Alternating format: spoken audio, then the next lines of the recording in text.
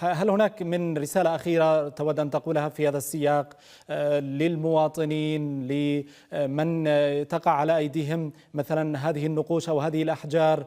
ربما رسالة نختم بها هذا اللقاء، وإن كنا نحتاج إلى لقاءات أطول ربما للحديث حول هذا الملف الكبير، لكن حاولنا اليوم أن نخصص الموضوع للمسند وخط المسند. نعم، رسالة مختصرة: الذي يبيع تراث أجداده كالذي يبيع عظامهم، والذي يقتات على هذا التراث هو شخص بلا ضمير وبلا شرف وبلا تاريخ، ولا يمكن أبدا أن يعد من بين الرجال، لأنه لا يمكن أبدا أن نفرط في تاريخنا بهذه السهولة.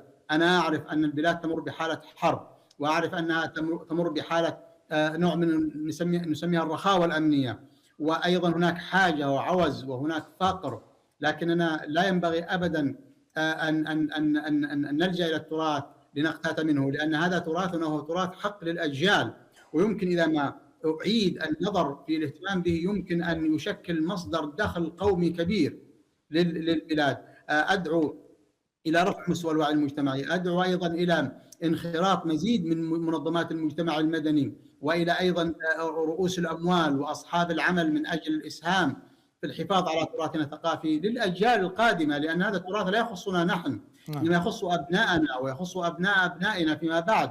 ولذلك إذا أردنا أن نحفظ ذاكرتنا الوطنية فلا بد من الحفاظ على هذا التراث.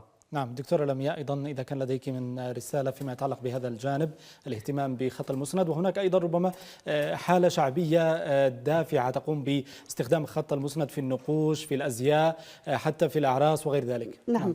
رسالتي هي أن الحضارة، أن تكون عندنا وعي أن الحضارة لا تتعارض مع الدين، أن إحياء الموروث الحضاري لا يمس القيم الدينية، هي إعادة النظر في تجربة من تجارب وفي مرحلة من مراحل الإنسان اليمني القديم، ليس لها أي تأثير دينيا أو في من ناحية المعتقد على واقعنا وعلى حياتنا، ولا تتنافى مع الجانب الديني، فلا داعي للقلق من هذا الجانب. نعم. وتصوير ذلك أعده على أنها من ضمن المهددات للدين هو تحجيم للدين نفسه ولنا كأبناء لهذه الأمة. نعم. فلنعتز بحضارتنا، لنعتز بتراثنا، بهويتنا، بقوميتنا اليمنية، ونكون أصلاء، ونكون أقيال وإكليلات حسب ما ترتضيه لنا يمنيتنا. شكرا جزيلا دكتورة لمياء الكندي الكاتبة والباحثة، شكرا جزيلا. أشكر أيضا